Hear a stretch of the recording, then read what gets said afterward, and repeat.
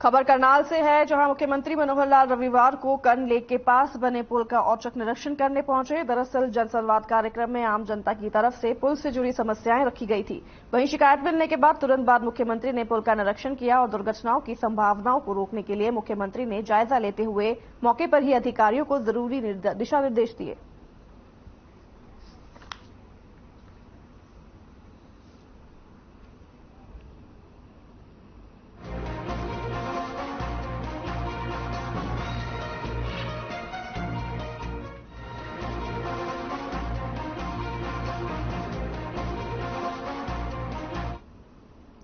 करनाल से चंडीगढ़ आते हुए मुख्यमंत्री मनोहर लाल ने बस में सफर किया। वहीं आपको बता दें कि सीएम ने हरियाणा रोडवेज की बस से टिकट लेकर यात्रियों के साथ अंबाला कैंट तक सफर किया।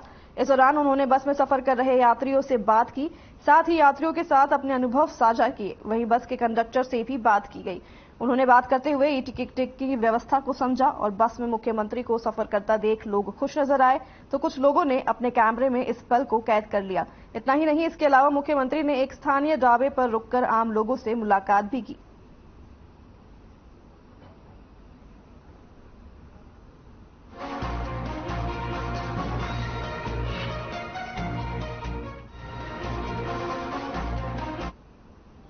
आठ नवंबर को यमुनानगर के जगाधीगा विधानसभा में होने वाले सीएम मनोहर लाल ने जनसंवाद कार्यक्रम को लेकर कार्यकर्ताओं में काफी उत्साह है। सीएम मनोहर लाल के इस दौरे को लेकर जहां कार्यकर्ता तैयारियों में जुट गए हैं, वहीं जगाधरी से विधायक और प्रदेश सरकार में कैबिनेट मंत्री कंवरपाल ने सीएम मनोहर लाल के जनसंवाद कार्यक्रम को लेकर जो जगाधरी विधानसभा के बीजेपी संगठन के सभी पदाधिकारियों और कार्यकर्ताओं के साथ बैठक और कार्यक्रमों की रूपरेखा तैयार की और तैयारियों का जायजा लिया। वहीं कैबिनेट मंत्री ने बताया कि सीएम मनोहर लाल के जनसंवाद को लेकर सभी तैयारियां पूरी कर ली गई है। सीएम मनोहर लाल का जगाधरी पहुंचने पर भव्य स्वागत भी किया गया।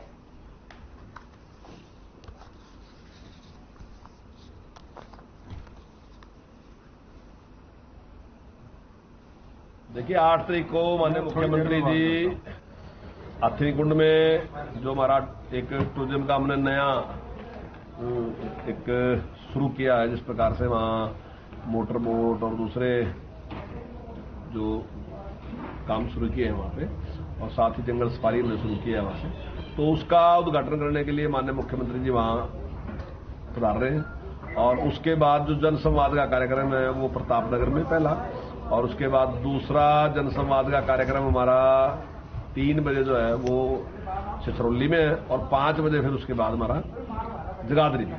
जगाधरी में ये इसका स्थान जो है हमारा स्कूल है झंडा चौक में, सीनियर सेकेंडरी स्कूल उसमें रहेगा, और छछरौली में जो हमारा सीनियर सेकेंडरी स्कूल है उसमें रहेगा।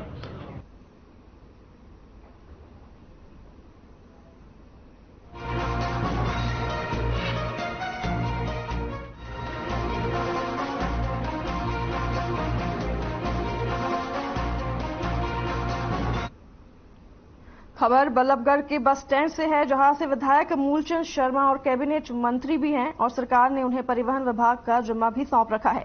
बावजूद इसके उन्हीं के गृह क्षेत्र में सबसे ज्यादा प्राइवेट बसों की मनमानी और कतर नजर आती है, जिसके चलते हर साल रोडवेज विभाग लाखों करोड़ों रुपए का घाटा होता है। वहीं प्राइवेट बसों की मनमानी को लेकर जब फरीदाबाद रोडवेज की जीएम लेखराज से बात की गई, तो उन्होंने बताया कि प्राइवेट बसों पर कार्रवाई करना आरटीओ का काम है, न कि रोडवेज विभाग का। फिर भी वह समय समय पर इनके खिलाफ कार्रवाई करते रहते हैं।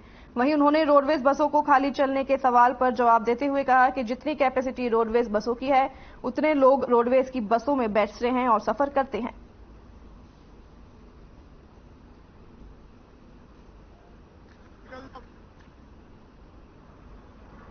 हम डिमांड के अनुसार पब्लिक की गाड़ियां चलाते हैं और हमारी गाड़ियों के अंदर लोड फैक्टर 80% रहता है, जो हम किराया वसूल करते हैं उसके मुताबिक।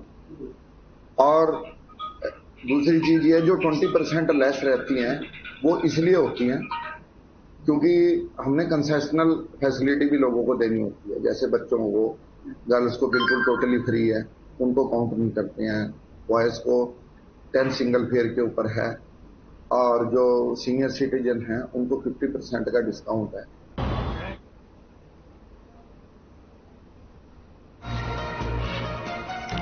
की टीम ने भिवानी पुलिस के साथ खारी मोहल्ले में एक बंद पड़े मकान में बिना लाइसेंस के बम पटाखे की सूचना मिलने पर छापेमारी की।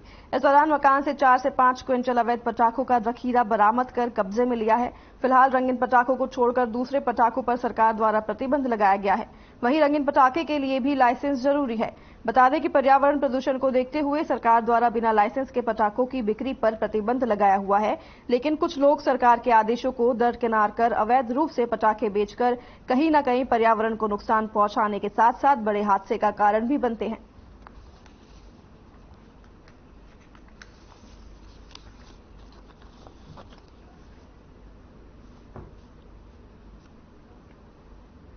भिवानी फायर ब्रिगेड से मैं अजय कुमार लीडिंग फायरमैन, मेरे साथ सीएम फ्लाइंग हरियाणा और भिवानी पुलिस द्वारा यहां खाड़ी मोहल्ला में सूचना मिलने पर अवैध रूप से बंद मकान में रखे पटाखों पर पकड़ने की कार्रवाई की गई। इस प्रकार एक्सप्लोसिव रखना रिहायशी इलाके में बहुत बड़ा अपराध है। इससे बहुत बड़ी जान मान हानि हो सकती है और इस प्रकार का अगर कोई आसपास शहर में होता हो तो पुलिस को जरूर सूचना दें।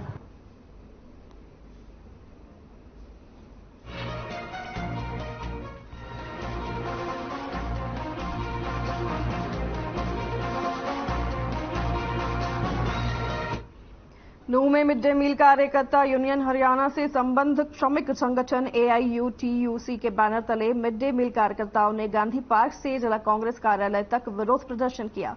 इसके बाद नूंह विधायक आफ्ताब अहमद को जिला कांग्रेस कार्यालय पर ज्ञापन सौंपा गया। इस दौरान मिड डे मील कार्यकर्ताओं ने जमकर सरकार विरोध नारे लगाए। उन्होंने कहा कि किसान वर्ग, गरीब वर्ग, मजदूर वर्ग, युवा सभी इस सरकार से हताश हैं। उन्होंने आगे कहा कि पिछले बहुत लंबे अरसे से कोई भी कर्मचारी वर्ग पक्का या फिर कच्चा कर्मचारी हो, हर एक बार किसी न किसी मांग को लेकर संघर्ष करते रहे हैं। उन्होंने आगे कहा कि यदि सरकार मिड डे मील कर्मचारी की मांगों को नहीं मानेगी तो आने वाले 2024 के चुनाव में आईना दिखाने का काम भी मिड डे मील कार्यकर्ता करेंगे।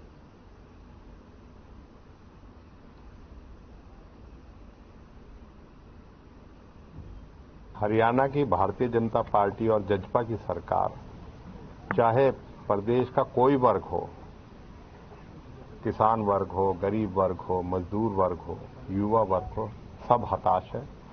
और पिछले हम देख रहे हैं बहुत लंबे अरसे से कोई भी कर्मचारी, चाहे वो पक्का है चाहे कच्चा है, अब हर एक बार किसी न किसी मांग को लेकर संघर्षरत रहते हैं।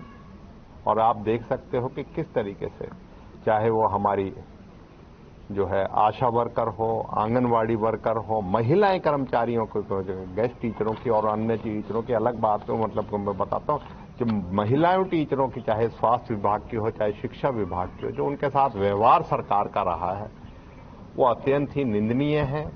और हमने ये यहाँ पे कुछ परिस्थितियां ऐसी बनी है कि हमने आज इस तारीख में करना पड़ा, 5 तारीख में।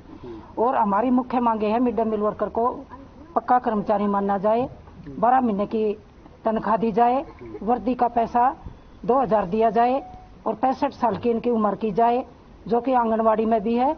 और आंगनवाड़ी में और आशा वर्करों में रिटायरमेंट पे 2 लाख रुपया भी सरकार ने किया है, लेकिन मिड डे मील का कहीं पे जिक्र नहीं है।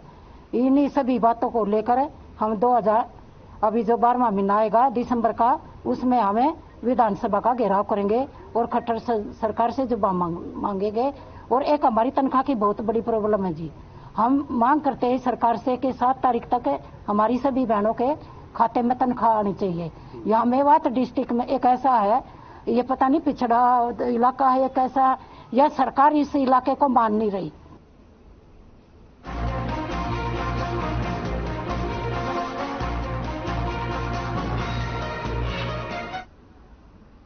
त्योहारों को लेकर जहां आजकल बाजारों में भारी रौनक है, वहीं इस दौरान असामाजिक तत्व भी सक्रिय रहते हैं। इसी को लेकर यमुनानगर जिला पुलिस प्रशासन ने अभी से आपराधिक तत्वों पर नजर बनाने के साथ साथ यातायात व्यवस्था को भी दुरुस्त कर दिया है। यमुनानगर में हर चौक चौराहे पर पुलिस की तैनाती कर दी गई है। त्योहारों पर कोई असामाजिक तत्व लोगों को नुकसान न पहुंचाएं, इसको लेकर जहां पुलिस के कर्मचारी हर जगह सक्रिय हैं, वहीं हर आने जाने वाले पर नजर रखी जा रही है। साथ ही शहर में पुलिस की उपस्थिति नजर आए, इसको लेकर व्यापक प्रबंध भी किए गए हैं।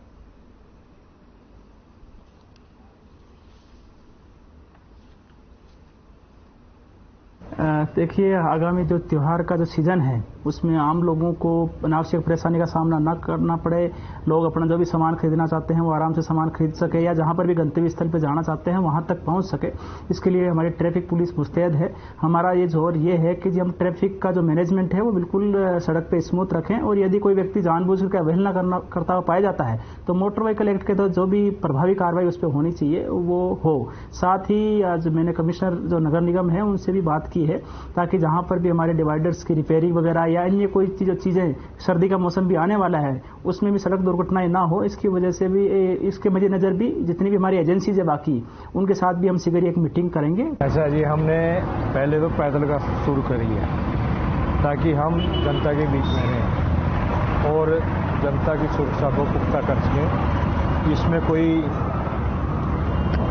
गलत व्यक्ति जनता के बीच में आकर कोई गलत काम ना करे, और हर गलत व्यक्ति के ऊपर हमने पूरी नज़र बना रखी है। जनता की सुरक्षा के लिए हमने सिविल पास में भी और वर्दी में भी अलग अलग ड्यूटियां लगाई हुई हैं।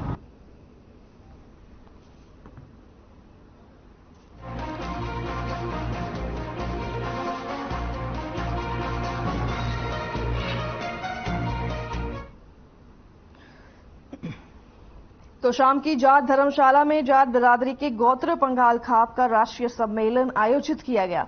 इस सम्मेलन में हरियाणा, पंजाब, दिल्ली, राजस्थान सहित देश के सभी प्रदेशों से पंघाल गोत्र से संबंध रखने वाले खिलाड़ी, इंजीनियर तथा जनप्रतिनिधि और नेताओं आदि गणमान्य लोगों ने भाग लिया।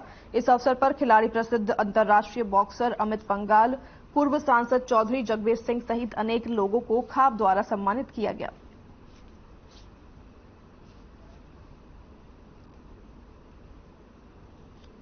आज 5 नवंबर को हमारे पूरे भारत के पंघाल भाईचारे को इकट्ठा किया गया है। हम पिछले लगभग 6 महीने से जन संवाद के माध्यम से पूरे भारत में हमने दौरे किए, और जो हमारी आयोजन कमेटी का है उसके हम सभी सदस्य हैं, और ये आज भाईचारा मिलन समारोह किया गया है तो शाम की बाबा मूंगी का पाकी पाउन घाट।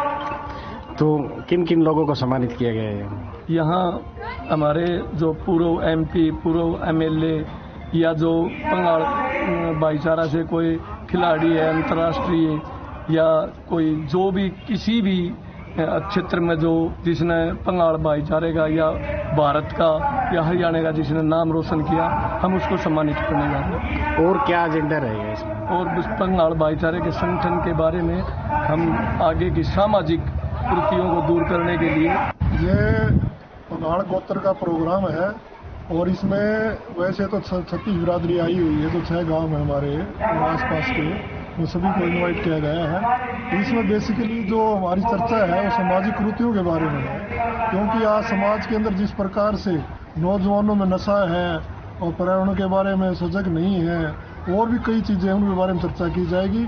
और इस सम्मेलन से एक फायदा ये है कि आपस में एक दूसरे जान पहचान हो जाती है, और ये पता लग जाता है कि कहाँ कौन से बच्चे आगे निकले, चाहे खेल में, शिक्षा में, स्वास्थ्य में और दूसरे क्षेत्र में, उससे वो मोटिवेट होते हैं।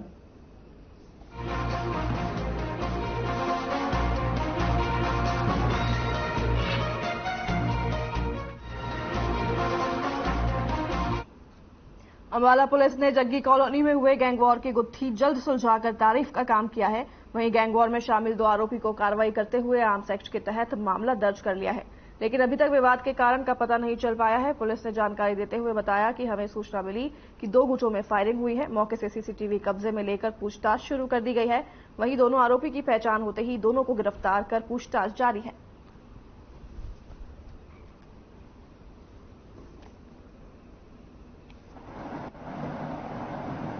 में FIR दर्ज कर दी गई है। हमें सूचना मिली थी 12-1 बजे करीब कि यहाँ जग्गी कॉलोनी में एक अल्टो कार और एक थार कार थी, जिसमें 3-4 बार के युवक आगे उन्होंने वारदात को अंजाम दिया है। उसमें FIR दर्ज कर दी है।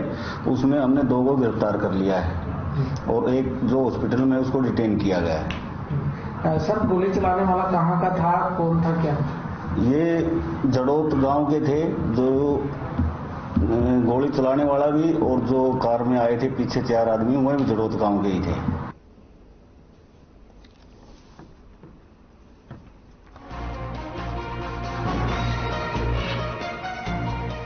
यमुनानगर के जगाधरी वर्कशॉप रोड पास ITI के पास हुए एक सड़क हादसे में 2 बाइक सवार युवकों की दर्दनाक मौत का मामला सामने आया है। हादसा ट्रक के टकराने से हुआ है। इस हादसे में एक युवक की मौके पर ही मृत्यु हो गई, जबकि दूसरे युवक के इलाज के दौरान मौत हो गई है। इस घटना का CCTV पर सामने आया है। फिलहाल पुलिस ने ट्रक को कब्जे में लेकर शवों को पोस्टमार्टम के लिए भेज दिया है। वहीं आगे की कार्रवाई शुरू कर दी है। आपको बता दें कि यमुनानगर के जोड़ियो रोड पर आजकल सड़क निर्माण का कार्य किया जा रहा है, जिस कारण हैवी वाहन भी जगाधरी वर्कशॉप रोड से गुजर रहे हैं। जबकि त्योहारों के दिनों में इस रोड के अक्सर ही जाम लगा रहता है, लेकिन ट्रैफिक पुलिस की सही व्यवस्था न होने के कारण इसका खामियाजा लोगों को भुगतना पड़ रहा है और आए दिन यहां हादसे हो रहे हैं, लेकिन ट्रैफिक पुलिस का इस और कोई भी ध्यान नहीं है।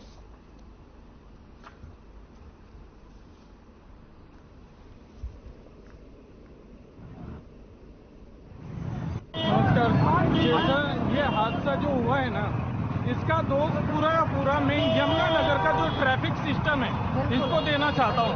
जो इतना बड़ा हादसा जो ये हुआ है, ये ट्रैफिक सिस्टम की ही वजह से हुआ है। जगह जगह पर रेडियां लगी हुई है, जगह जगह पर रेडियां, थोड़ी सी यानी कि बीच चौराहे के रेडियां लगी हुई है। इतना भ्रष्ट हो चुका है यमुनानगर का ट्रैफिक सिस्टम, बहुत भ्रष्ट हो चुका है। मैं दुहाई देना चाहता हूँ और जो ये बड़े अधिकारी हैं इनसे हाथ जोड़ के रिक्वेस्ट करना चाहता हूँ, जरा इस ट्रैफिक सिस्टम को ठीक कीजिए, वरना इस तरह की वारदातें। मेरे को ERV से सूचना प्राप्त हुई थी कि ITI नजदीक ITI यमुनानगर में एक बाइक और ट्रक एक्सीडेंट हो गया है। ये सूचना पे मौके पर पहुंचे हैं, जहां पर एक व्यक्ति डिम्पल की मौके पर डेथ हो गई और दूसरा हम हॉस्पिटल में आए। उसके बाद जब यहाँ के पता चला कि अवतार सिंह तो जीत का लड़का है, ये फरकपुर रहने वाला है, इसकी भी मृत्यु हो चुकी है। इसमें 2 डेड हो चुके हैं और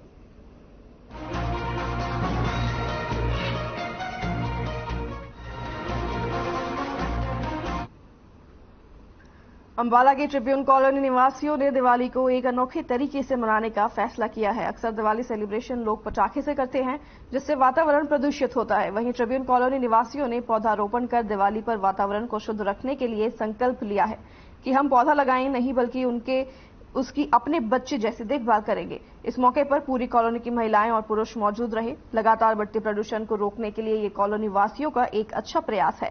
कॉलोनी की महिलाओं ने कल एक मेले का भी आयोजन करने का फैसला लिया है।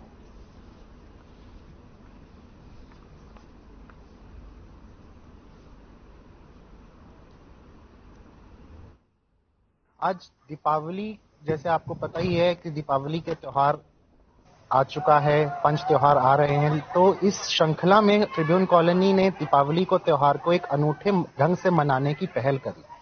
इस मौसम के अनुकूल ट्रिब्यून कॉलोनी के अंदर एक वृक्षारोपण कार्यक्रम का आयोजन किया गया, जिसमें हर सदस्य ने, हर मेंबर ने, हर निवासी ने बढ़ चढ़कर हिस्सा ले रहे हैं, जिसमें फल के वृक्ष के साथ साथ दुर्लभ वृक्ष, चाहे वो पीपल के वृक्ष हो, नीम के वृक्ष हो, जो दिन पर दिन एक डेकोरेटिव पेड़ की जगह लेते जा रहे हैं, जो हमारे प्राचीन पेड़ हैं, जो आजकल एनक्रोचमेंट की वजह से, डिफॉरेस्टेशन की वजह से देखने को नहीं मिलते। और आज के समय में अगर किसी को 4 नीम के पत्ते भी चाहिए, 4 पीपल के पत्ते भी चाहिए, उसको अलग धक्के खाने पड़ते हैं। अन्य काम किया जा रहा है। आज जब इतना चारों तरफ से प्रदूषण फैल रहा है, तो हमें जरूरत है अपने वातावरण को साफ करने की, शुद्ध करने की। और हमारे ये जो पेड़ हैं, इतने बड़े बड़े, इतने अनलिमिटेड ऑक्सीजन के भंडार हैं, आज हम उनको अपनी कॉलोनी के अंदर सारे कॉलोनी के लोग मिलकर लगा रहे हैं और हम सब इसकी देखरेख करेंगे, इसकी पूरा ध्यान रखेंगे हर तरह से। और सबको मैं इस चीज के लिए धन्यवाद भी देती हूँ कि इस कार्यक्रम में सब लोग शामिल होकर सभी एक दूसरे का प्रोत्साहन बढ़ा रहे हैं। धन्यवाद। हाँ जी, आज हम पेड़ लगाने का जो कार्यक्रम चल रहा है, जैसा कि आपको नीलम दीदी ने बताया है, तो मैं सबसे, जो भी मेरे यहाँ पे फ्रेंड सर्कल में जो मेरी फ्रेंड्स, मेरी बहनें सब यहाँ पे हैं, भाई सब ये शपथ लेंगे मेरे साथ, और कि हम इन पेड़ों को अगर लगा रहे हैं तो फिर लगा के छोड़ नहीं देंगे कि आज हमारी फोटो आ रही है हम लगवा रहे हैं। कल हम इसको पानी भी देने आएंगे और इसको सींचेंगे। जैसे हम अपने बच्चे को लेके अपनी गोदी में चलते हैं, ऐसे ही हम अब सोचेंगे ये पेड़ है, इसको हमने लगाया है। जैसे कि राहुल ने बहुत अच्छा आज बोला कि ये हमारे पे कर्ज है, ये आज ही मुझे भी पता चला है कि लकड़ी का कर्ज हमारे साथ जाता है, जिसको कि हम यहीं पे उतार। प्रजापिता ब्रह्मा कुमारी ईश्वरीय विश्वविद्यालय तोशाम केंद्र के गांव जमालपुर में दीपावली पर्व को उत्साहपूर्वक मनाया गया है, जिसमें तोशाम सेवा केंद्र की निमित्त बहन राजयोगिनी बी.के. मंजू ने दीपावली पर्व के त्योहार की उपस्थिति महिलाओं और पुरुष समेत बच्चों को दीपावली पर्व की शुभकामनाएं और बधाई दी और कहा कि दीपावली शब्द का अर्थ है दीपों की अवली। इस पर्व पर लक्ष्मी के आह्वान के लिए दीप जलाकर खूब रोशनी की जाती है। उन्होंने आगे यह भी कहा कि जमालपुर से दीपावली पर्व बनाने की शुरुआत हुई है। ये पर्व इस तरह दीपावली तक मनाया जाएगा और इसके बाद सरल और अन्य गांवों में भी बनाया जाएगा और दीपावली के दिन तोशाम सेवा केंद्र पर बड़ी दीपावली पर्व बड़ी धूमधाम से भी मनाया जाएगा।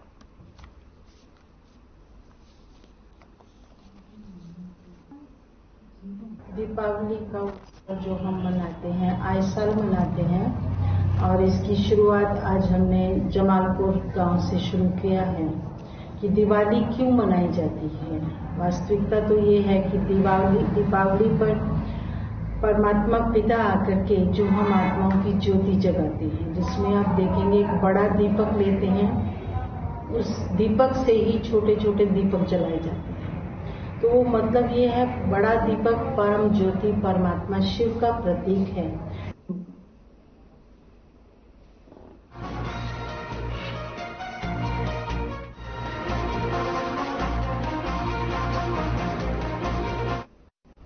हरियाणा में वायु प्रदूषण लगातार बढ़ता जा रहा है। अगर बात करें जिनकी, तो यहां AQI 400 को पार कर चुका है। AQI का 400 पार कर जाना मतलब स्थिति बहुत खराब है। इस प्रदूषण की वजह से प्रदूषित शहरों में आंखों में जलन से लेकर सांस संबंधी दिक्कतें भी आने लगी हैं। वहीं विशेषज्ञों की माने तो दिवाली से पहले प्रदूषण में राहत के असर भी दिखाई नहीं दे रहे हैं। वहीं छात्राओं का कहना है कि उन्हें पढ़ने में दिक्कत आ रही है, आंखों में जलन हो रही है और सांस लेने में भी कठिनाई का सामना करना पड़ रहा है।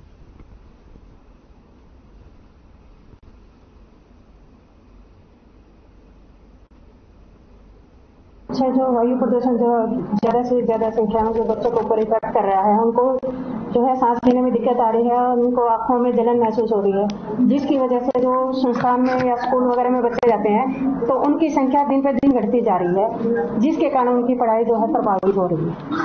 तो मैम क्या कारण मानते हो आप, मतलब जीवन में इतना उद्योग धंधे भी नहीं है? जो मुख्य कारण है हमारे व्हीकल्स वगैरह है या जो टायर्स वगैरह की फैक्ट्री जीवन में लगी हुई है, उसके कारण जो प्रदूषण है दिन पे दिन बढ़ता ही जा रहा है। तो किस तरीके के कदम उठाने चाहिए सरकार को पोल्यूशन कम हो? सरकार को जो हमारे जो फैक्ट्री वगैरह है, एक तो शहर से बाहर होनी चाहिए, कम से कम ये चीज होनी चाहिए, लेकिन फैक्ट्रियों के ऊपर इस टाइप की जो टायर्स वगैरह की फैक्ट्री, उसके ऊपर पाबंदी होनी चाहिए। सर, आज के समय वायु प्रदूषण एक बहुत बड़ी समस्या बनकर सामने आ रही है। ज्यादातर तो आज दिन में ही देश में दूसरे नंबर पर है प्रदूषण के मामले में, और इस प्रदूषण के कारण बच्चों को और बड़े बुजुर्ग जैसे दादा दादी नाना नानी को सांस लेने में और ज्यादातर दिल की बीमारियां हो रही है। ये प्रदूषण ज्यादातर तो टायरों की फैक्ट्री है जो दिन में, उसके कारण, और पटाखे जो दिवाली नजदीक आ रही है, वैसे बच्चे ज्यादा पटाखे जला रहे हैं, जिसके कारण प्रदूषण में बढ़ोतरी होती जा रही है।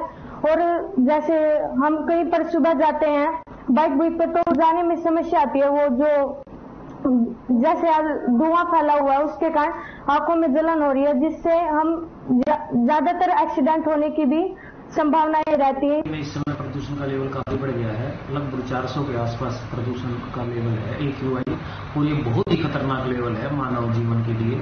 तो इसमें हर आदमी को अपनी सुरक्षा करनी पड़ेगी, इसमें कोई कुछ नहीं कर पाएगा। आप बिना जरूरत के घर से बाहर ना निकले। सुबह और शाम को जो लोग घूमते हैं वो अवॉइड करें। अगर स्मोक ज्यादा है, आंखों में जलन हो रही है, सांस में घुटन हो रही है, तो घूमने बाहर ना जाएं। एक्सरसाइज करनी है तो इंडोर एक्सरसाइज करें, घर पे स्ट्रेचिंग करें, एक्सरसाइज करें, प्राणायाम करें, बाहर ना निकलें। इसके अलावा अगर आपको घूमना ही है तो शाम को घूमना कुछ ठीक रहेगा। सुबह स्मोक ज्यादा होती है, ज्यादा खतरनाक होती है। और हैवी एक्सरसाइज तो खुले मौसम में बिल्कुल नहीं। ये तो एक साधारण सी है। इसके अलावा मास्क, जैसे कोविड में हमारे काम आया था, मास्क एक बहुत ही कारगर उपाय है। आपको बाहर निकलना भी पड़े तो मास्क लगा के निकलें, इससे बड़ा बचाव होगा।